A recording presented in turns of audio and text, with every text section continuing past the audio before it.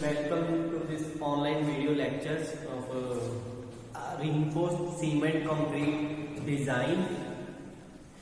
I am Sonjit Rahul, lecturer civil in Government Polytechnic College Talwada. And इस numerical के लिए जो मैंने बुक रेफर की है reinforced cement concrete design by Rajiv Patia eagle publisher. तो इस वीडियो में हम डिजाइन स्टेप्स कंप्लीट करेंगे। डिजाइन स्टेप्स एक बीम होता है सिंगली रीइंफोर्स्ड बीम और एक doubly reinforced beam. Singly reinforced beam है, उसको डिजाइन करने के लिए जो स्टेप्स है वो हम इस वीडियो में देखेंगे। तो फर्स्ट स्टेप है assume the approximate dimensions of a beam। एक सिंगली reinforced rectangular beam है। रेक्टेंगुलर बीम उसकी एक विड्थ होगी, एक डेप्थ होगी। तो अगर उसकी डेप्थ एंड विड्थ उनको नहीं पता, लेकिन कुछ स्पैन क्लियर स्पैन हमको पता है, तो क्लियर स्पैन जितना भी होगा उसका 1/10 to 1/8 हमने ओवरऑल डेप्थ अज्यूम करनी है। एंड विड्थ जो भी होगी वो 1/2 to 2/3 ऑफ ओवरऑल डेप्थ होगी। सपोज हमारे पास कोई स्पैन है, क्लियर स्पैन है 4 मीटर, दैट इज 4000 mm। तो ओवरऑल डेप्थ आपकी कितनी होनी चाहिए? 1/10 कितना हो गया? 4000/10 to 4000/8, दैट इज 400 to 500। अगर आपके पास कोई क्लियर स्पैन 4000 mm है, तो आपकी ओवरऑल डेप्थ जो आपने अज्यूम करनी है वो कितनी अज्यूम करनी है? 400 mm से लेके 500 mm के इन बिटवीन कोई भी वैल्यू आप अज्यूम कर सकते हो, मान के चल सकते हो। दैट इज 450 mm मान लो कि आपकी ओवरऑल डेप्थ आ गई। तो विड्थ आपकी कितनी आ जाएगी? विड्थ आपकी आनी चाहिए 450/2 से लेके 450/3, दैट इज 225 से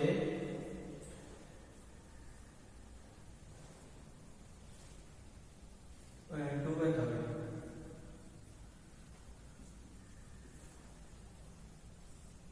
300 mm।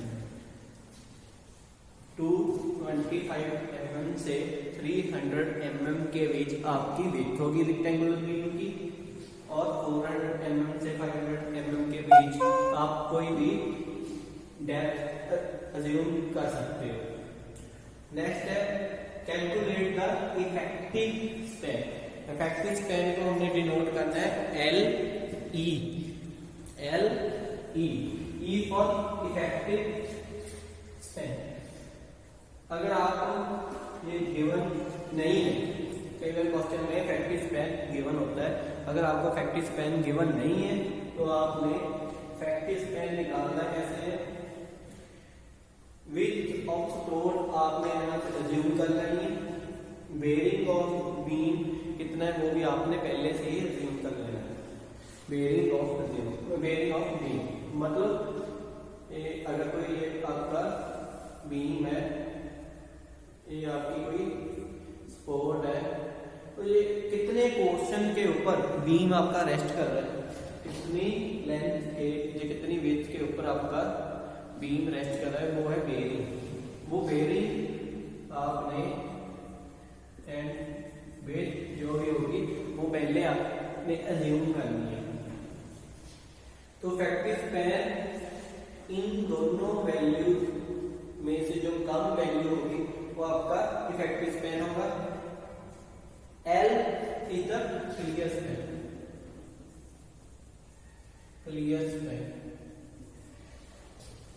बेयरिंग आप जितनी अज्यूम करोगे, जहां न्यूमेरिकल में ही गिवन होगी।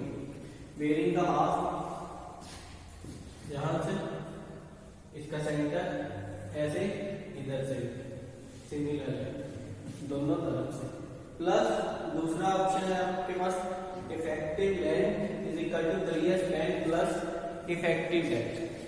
Small d is the effective depth.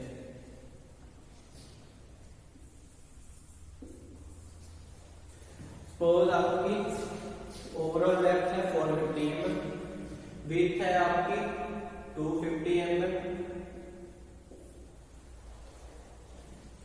और विड्थ ऑफ सपोर्ट है आपकी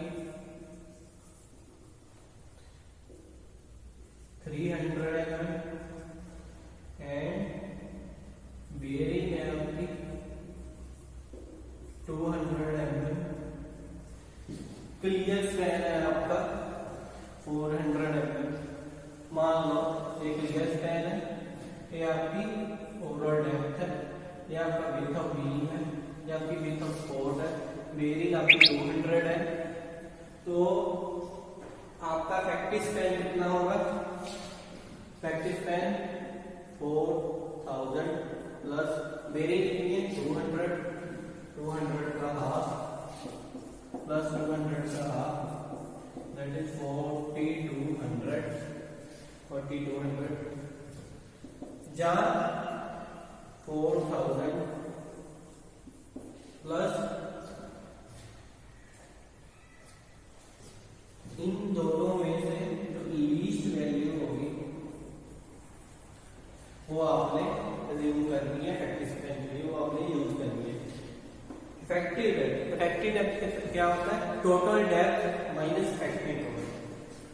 total depth minus effective cover होती है आपकी इफेक्टिव डेप्थ। इफेक्टिव डेप्थ आप इफेक्टिव कवर आपका अज्यूम कर लो 50 mm। अगर आपका इफेक्टिव कवर 50 mm है तो इफेक्टिव डेप्थ हो जाएगी 450 माइनस 50 कितना होगा 400।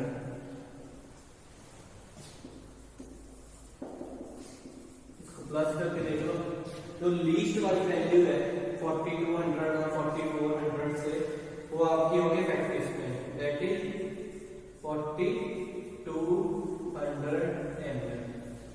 ये आपका इफेक्टिव स्पैन हो गया। ओवरऑल डेप्थ कैसे निकालनी है, विड्थ कैसे अज्यूम करनी है, इफेक्टिव स्पैन कैसे निकालना है, हमने फर्स्ट और सेकंड स्टेप में फाइंड आउट कर लिया। दो स्टेप थे आपके dimensions, width, overall depth and effective span. Next step is load, factored design load, factored design load।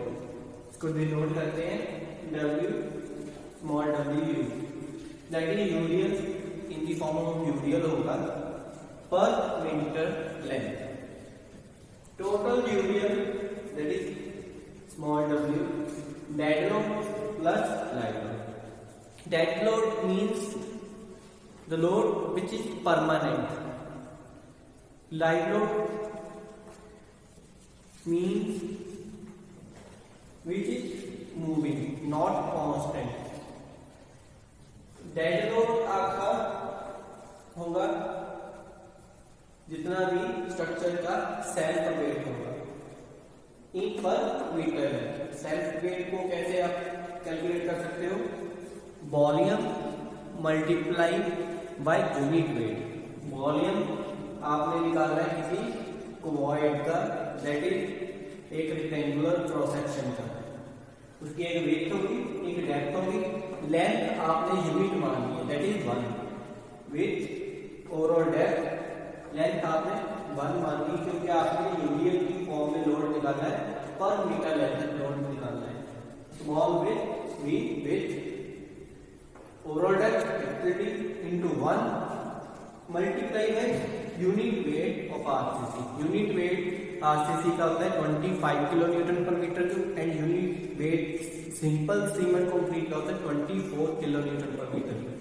That kilo newton per metre cube, इसको न्यूटन में कन्वर्ट करने के लिए 1000 से मल्टीप्लाई किया है।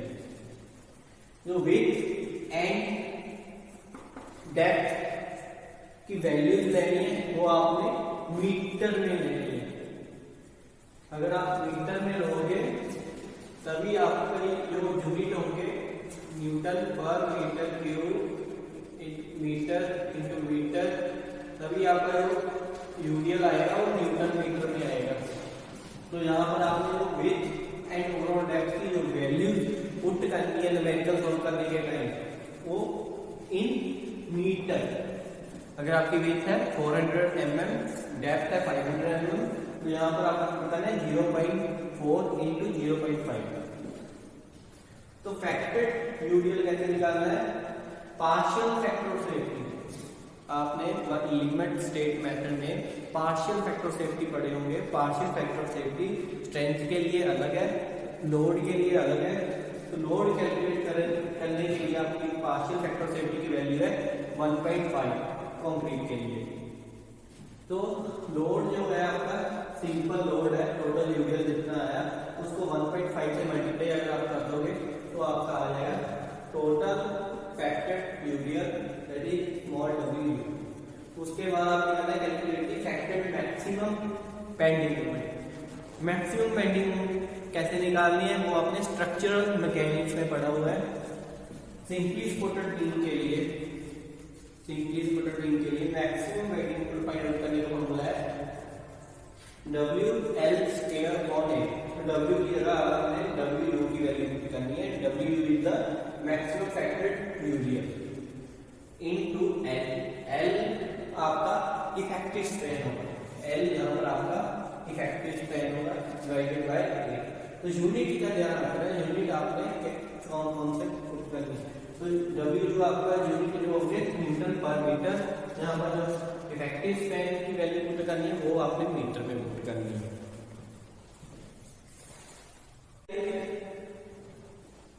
Step number 5, design the beam section as a balance section. MU limiting की value आपने कैसे कैलकुलेट करनी है? इसके लिए डिफरेंट फॉर्मूलेज हैं for corresponding grade of steel. Fe 250 के लिए 0.148 FC के BD स्केयर, 415 के लिए 0.138 FC के BD स्केयर, 500 के लिए। अगर आपको क्वेश्चन में जो वैल्यू दी हुई है स्टील के ग्रेड की, उसी हिसाब से आपने ये वाला फॉर्मूला यूज करना है। तो बाद में आपने एमयू को एमयू लिंकिंग के साथ इक्वेट कर देना है। एमयू क्या था आपका? फैक्टेड मैक्सिमम बेंडिंग मोमेंट, जो आपने स्टेप नंबर 4 में से निकाली है। स्टेप नंबर 4 में से जो आपने एमयू की वैल्यू निकाली है उसको आपने एमयू लिंकिंग के साथ इक्वेट कर देना है। FCK is the characteristic strength of concrete that depends upon the grade of concrete। अगर M20 grade of concrete given है न्यूमेरिकल में तो FCK की वैल्यू 20 न्यूटन पर mm स्क्वायर होगी।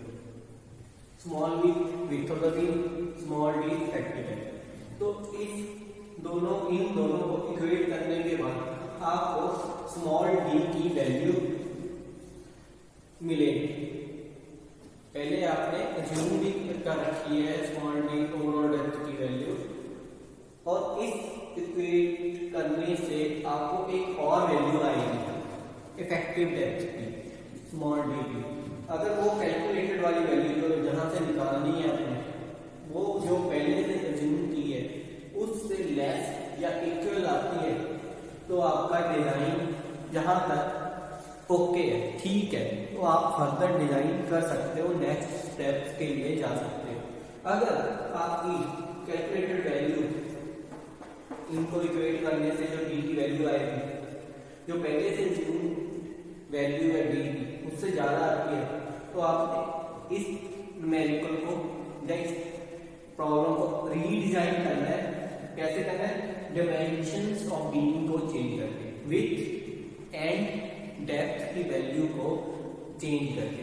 कई बार क्वेश्चन में विड्थ दी होती है, विड्थ आप चेंज नहीं कर सकते, तो हमारे पास क्या रह जाता है, जो हमने शुरू में वो अज्यूम की थी ओवरऑल डेप्थ की वैल्यू, तो ओवरऑल डेप्थ की वैल्यू आपने चेंज कर देनी है।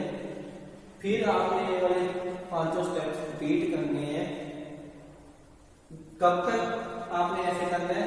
जब तक ये वाली वैल्यू कैलकुलेट इन इक्वेशन से कैलकुलेट करके जो डी की वैल्यू आएगी वो अज्यूम्ड वैल्यू जो होगी, जो पहले से अज्यूम्ड वैल्यू थी, उससे ये वाली वैल्यू कम ना हो। तो ये कंडीशन आपकी सेटिस्फाई होनी चाहिए। अगर नहीं होती तो रीडिजाइन करना है। Step is calculate the area of tensile steel denoted by AST. Area of tensile steel which is provided in tension portion. AST के साथ हमने डिनोट करना है। इसका फॉर्मूला है 0.36 FCK small b XU max divided by 0.87 FY. So small b is the weight of beam in mm. FCK is the characteristic strength of concrete in Newton per mm square. For example अगर आपके पास M20 concrete है तो FCK की value 20 Newton पर mm square होगी। अगर आपके पास M25 concrete की ग्रेड ऑफ कंक्रीट है तो FCK की वैल्यू 25 न्यूटन पर mm स्क्वायर होगी। तो XU मैक्स की वैल्यू चेंज करेगी corresponding different grades of steel. अगर आपके पास कोई न्यूमेरिकल में माइल्ड स्टील गिवन है तो माइल्ड स्टील के लिए XU मैक्स की वैल्यू 0.53 दी। सिमिलरली 415 के लिए 0.448 दी, 500 के लिए 0.46 दी। तो XU मैक्स की वैल्यू आपने यहाँ पर पुट कर देनी है। तो small v is the weight of beam, FCK characteristic strength, तो रहेगा आपका FY is the characteristic strength of steel और यील्ड स्ट्रेंथ, इसको यील्ड स्ट्रेंथ भी बोलते हैं स्टील की। ये वाली वैल्यू भी आपकी न्यूटन पर mm स्क्वायर में होगी, ये वैल्यू भी न्यूटन पर mm स्क्वायर में। तो number of bars find out करने के लिए आप कोई भी डायामीटर अज्यूम कर सकते हो जो आपने मेन लॉन्गिट्यूडनल बार के लिए प्रोवाइड करना है। सपोज आप 16, 20 वो वाला डायामीटर अज्यूम करना है जो अवेलेबल भी हो, ऐसे ही अपनी मर्जी से 16, 20, 25, 32, 36, 40, 36 भी अवेलेबल नहीं है मतलब कई बार, तो 40 दी मैक्सिमम डायमीटर। तो 12 से ज्यादा अज्यूम कर सकते हो। 12 मार्केट में 12 mm डायमीटर भी अवेलेबल है, 16 mm डायमीटर भी अवेलेबल है, 20, 25, 32, 36 ज्यादा नहीं अवेलेबल होता, 40, 12 mm, 16 mm, 12 से ज्यादा अज्यूम करना है। 12 भी कर सकते हो लेकिन 12 से ज्यादा। तो ऐसे ही आपने एक बार का डायमीटर एरिया फाइंड कर लेना है। स्मॉल डी डायमीटर मान के चलना है सर्कुलर डायमीटर, सर्कुलर बार है तो उसका एरिया कैसे निकालना है सर्कुलर सेक्शन का, π/4 डी के डी डायमीटर डी आप जो भी अज्यूम करोगे। तो ऐसे ही आपने एरिया ऑफ वन बार निकाल लेना है। तो जितना टोटल AST यहाँ से आया था एरिया ऑफ वन बार के साथ डिवाइड करके आपकी नंबर ऑफ बार्स आएंगे। Number of bars that is main tension portion में आपने कितनी नंबर ऑफ बार्स प्रोवाइड करनी है, कितने डायमीटर की बार्स आपने प्रोवाइड करनी है। Step number 7 Step number 7 related to the check of the area of tensile steel reinforcement। जो आपने स्टील reinforcement का एरिया स्टेप नंबर 6 में निकाला है, उसके लिए एक फर्दर चेक है minimum and maximum area of tensile steel reinforcement as per clause number 26.5.1.1 of IS 456/2000। ये क्लॉज नंबर है।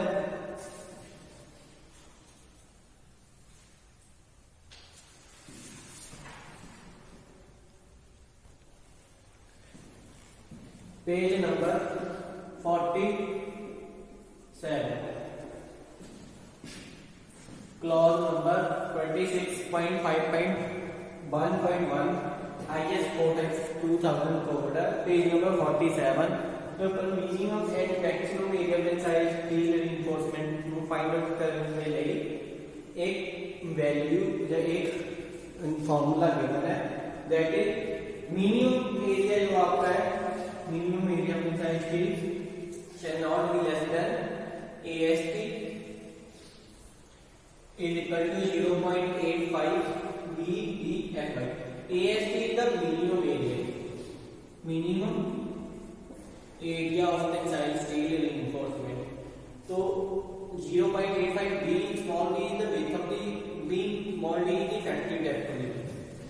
B is the width of beam, small d effective depth of beam। आपके पास 2d की value थी जो आपने assume की है starting में, अज्यूम्ड वैल्यू वो वाली वैल्यू को करनी है, ना कि जो बाद में कैलकुलेट की, जो आपने स्टार्टिंग में अज्यूम की थी जो कैलकुलेटेड वैल्यू से ज्यादा होगी, वो आपने वो वाली वैल्यू पुट करनी है। Fy is the distance. तो मैक्सिमम के लिए भी आपके लिए टेंसाइल स्टील रीइंफोर्समेंट के लिए एक वैल्यू है, that is 4% of total cross section, total cross sectional area,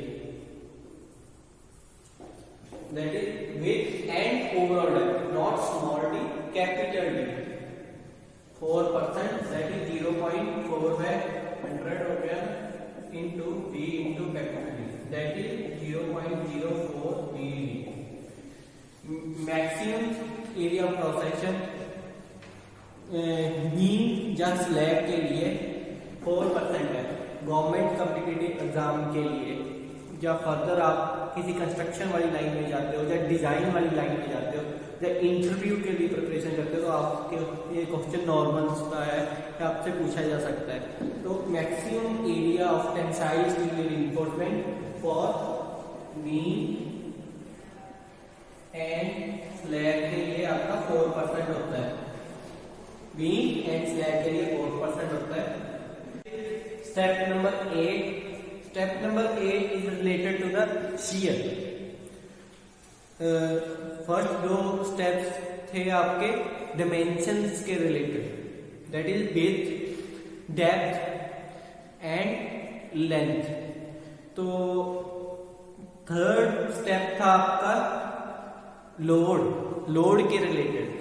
fourth step भी आपका लोड के रिलेटेड था, उससे आपने मैक्सिमम बेंडिंग मोमेंट निकालनी थी।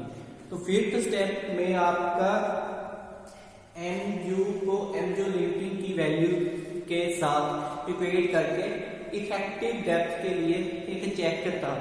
तो 6 नंबर स्टेप में आपने area of tensile steel reinforcement calculate किया। तो 7 नंबर स्टेप में जो स्टेप नंबर 6 में area of tensile steel reinforcement निकाला था उसके लिए चेक था। तो step number 8 is related to the shear part. Shear का डिजाइन कैसे करते हैं, किस फॉर्म में शियर रीइंफोर्समेंट प्रोवाइड करनी है, कौन कौन से चेक है शियर के रिलेटेड, वो आपने शियर रीइंफोर्समेंट के डिजाइन करने के वक्त आपने पढ़ रखा है। आई होप आपको क्लियर हो, लेकिन इस न्यूमेरिकल में वही स्टेप रिपीट करने हैं। तो शियर के डिजाइन के लिए आपको 3 वैल्यू चाहिए, टाउ बी, टाउ सी मैक्सिमम। टाउ बी आपकी जो आपकी शियर स्ट्रेस होगी, shear stress V U upon V D. V U आपका जो भी फैक्टेड शियर फोर्स होगा, वी यू आपकी factored shear force, normal shear force नहीं, factored shear force. Shear force कैसे निकालनी है वो आपने बिल्डिंग स्ट्रक्चर मैकेनिक्स में पढ़ रखा है, WL/2 मैक्सिमम शियर फोर्स आपकी सपोर्ट पे होगी, उसकी वैल्यू फाइंड आउट करने के लिए WU is the factored total load, LE आपका था आपका इफेक्टिव स्पैन अपॉन 2, W आपका total ultimate load, LE effective span upon 2। कई बार शियर फोर्स आपको गिवन भी होती है क्वेश्चन में, तो उससे आपने फैक्टेड शियर फोर्स निकाल ली, तो स्मॉल डी आपकी depth of beam, small d आपकी इफेक्टिव डेप्थ जो आपने स्टार्टिंग में अज्यूम की थी। तो tau c is the design shear strength of the concrete, this is the nominal shear stress, nominal shear stress, nominal shear stress. Tau c is the design shear strength of concrete, tau C maximum is the maximum shear strength of concrete. तो इसके लिए आपने tau सी maximum find out करने के लिए आपने table number 20 देखना है, IS 456 का टेबल नंबर 20। ये दोनों टेबल आपके लिमिट स्टेट मेथड के साथ रिलेटेड है, और टेबल नंबर 21 और 22 जो आपके टेबल नंबर है वो वर्किंग स्ट्रेस मेथड के साथ रिलेटेड है। आप जो न्यूमेरिकल कर रहे हो वो as well limit state method कर रहे हो, इसलिए आपने टेबल नंबर 20 और 19 देखने हैं, टाउ सी मैक्सिमम और टाउ सी की वैल्यू के लिए। तो टाउ सी की वैल्यू इस टेबल से कैसे निकालनी है वो आप शियर वाले न्यूमेरिकल में से देख सकते हो, इंटरप्रिटेशन कैसे करनी है। तो फिर उसके बाद आपने कंपैरिजन करना है या चेक करना है, check for the shear. Tau b की वैल्यू आपकी टाउ सी मैक्सिमम से कम आनी चाहिए, टाउ बी की वैल्यू टाउ सी मैक्सिमम से कम आनी चाहिए। तो टाउ सी की वैल्यू भी टाउ सी मैक्सिमम से कम आनी चाहिए।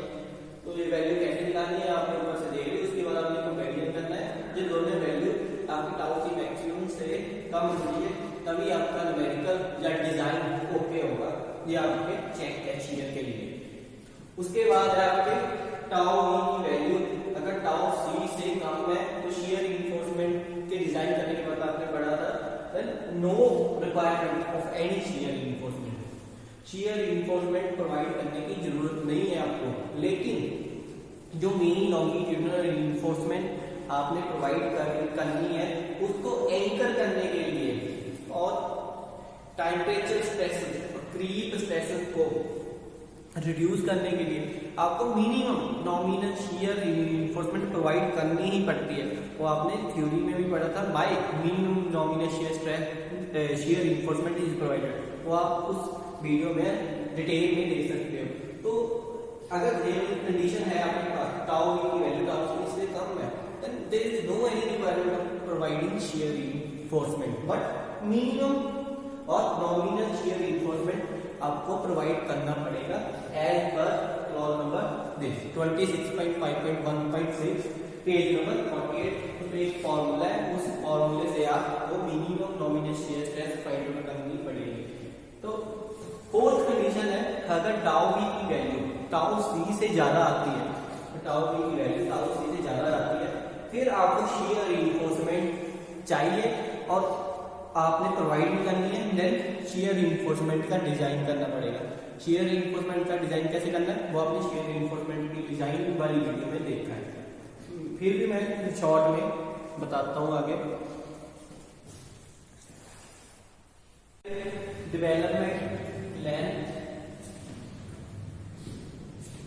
डेवलपमेंट लेंथ कैसे कैलकुलेट करनी है, क्लॉज नंबर 26.2.1 IS 456 का page number 42 LD less than or equal to 1.3 m1 by b plus l0। m1 क्या होता है? मोमेंट ऑफ रेजिस्टेंस, जो इस फॉर्मूले से निकलेगा 0.87 fy ast b minus fy ast by fc के b। v is the shear force at the section due to design load। l0 is the anchorage value जो कि मैक्सिमम होगी इफेक्टिव डेप्थ या 12 फाई और या इफेक्टिव डेप्थ में से जो मैक्सिमम वाली वैल्यू होगी वो आपकी L नॉट की वैल्यू होगी। Phi is the diameter of the bar, Fy is the characteristic or the strength of the steel whichever is used in numerical। Development length के लिए एक फॉर्मूला है 0.87 Fy 5.4 tau metre as per 26.2.1 IS 456 page number 42 पे।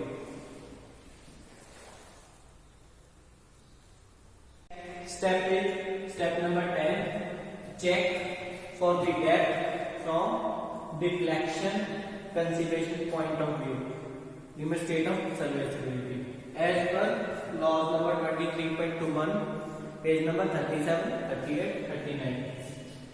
सबसे पहले आपने percentage of tensile reinforcement निकालना है, that is AST for small b is the width of the weave, the small d is the effective depth, AST is the area of the tensile reinforcement। Then calculate the value of Fs factor from this formula 0.58 into Fy area of steel provided upon area of steel provided, which is also given in IS 456 2000 on page number 38। Then calculate the value of modification factor for tensile reinforcement corresponding to the values of Pt and Fs। फिर इन दोनों values निकालने के बाद आपने Kd की value निकालनी है, Kd which is the modification factor for tensile reinforcement corresponding to Pt and Fs from figure number 4 of IS 456 2000 on page number 38। Then modification factor आपने compression reinforcement के लिए निकालना है, that is Kc from figure number 5 of IS 456 2000 page number 39। Then आपने Kf की value find करनी है, that is reduction factor for flange section from figure number 6 of IS 456 on page number 39। इन तीनों factor निकालने के बाद आपने L/D मैक्सिमम की वैल्यू प्रोवाइड करनी है सिंपली स्पूलेट के लिए। Effective depth upon effective depth की रेशियो जो होती है वो 20 होती है। 20 के साथ आपने मल्टीप्लाई करना है फैक्टर के साथ Kd, Kc एंड Kf जो यहाँ से आपने निकाले हैं। तो उसके बाद आपने जो भी L/D बीम में जो गिवन स्टेटमेंट है जो प्रोवाइडेड है उसके हिसाब से आपने इफेक्टिव डेप्थ से आपने L/D की रेशियो फाइंड आउट कर लेनी है। जो प्रोवाइडेड है वो मैक्सिमम वाली वैल्यू से कम आनी चाहिए as per which is the consideration of the limit state of serviceability. जो L/D by D मैक्सिमम की वैल्यू 20 की सिंपली सपोर्टेड बीम के लिए वो है for span up to 10 metre. अगर आपके बीम का स्पैन 10 मीटर से ज्यादा है तो आपने इन फैक्टर की वैल्यू को साथ मल्टीप्लाई करना है, अदरवाइज मॉडिफिकेशन फैक्टर निकालने की जरूरत नहीं है। तो जहां तक सफिशिएंट है, लेकिन ये वाली कंडीशन जरूर आपने अप्लाई करनी है। L/D provided should be less than L/D of maximum. वो कौन सी वैल्यू आपने देखनी है? अगर स्पैन 10 मीटर तक है, 10 मीटर से छोटा है तो आपने सिंपली 20। अगर आपका स्पैन 10 मीटर से ज्यादा है तो Kt, Kc और Kf की वैल्यू निकाल के इसके साथ आपने मल्टीप्लाई करना है। नेक्स्ट है side face reinforcement as per problem number 26.5.1.3। अगर आपकी बीम की ओवरऑल डेप्थ 750 mm से ज्यादा है, 750 mm से ज्यादा है तो आपने साइड पे दैट इज आपकी ऐसे यदि डिमेंशन आपकी 750 mm से ज़्यादा है तो आपने नीचे तो प्रोवाइड करनी ही है, साइड पे भी फेस रीइंफोर्समेंट प्रोवाइड करनी है। वो कितनी प्रोवाइड करनी है? 0.1% ऑफ बैक एरिया। वो इक्वली प्रोवाइड करनी है, इस साइड पे भी इस साइड पे भी इक्वली। 0.1% यहाँ, 0.1% यहाँ। 0.1 divided by 100 into B into capital D. Capital D की overall depth. Last step number 12, last में आपने जब सब कुछ फाइंड आउट कर लिया, एक समरी बनानी है। मेन लॉन्ग की कितने रिइंफोर्समेंट कितनी है, नीचे ऊपर कितनी है एंकर के लिए, स्टीयर्स के लिए कितनी है, क्लियर कवर कितना है, साइड फेस रिइंफोर्समेंट कितनी है, एक समरी तैयार करनी है। फिर आपने छोटा सा डायग्राम बना देना है, उसके साथ लॉन्गिट्यूडिनल सेक्शन और क्रॉस सेक्शन शो कर देते हैं। तो ये थे आपके design steps singly reinforced beam को डिजाइन करने के लिए। आई होप इसमें कोई आपको डाउट ना हो, डाउट है तो आप कमेंट कर सकते हैं। आई होप आपको ये वीडियो अच्छी लगी हो। Thank you.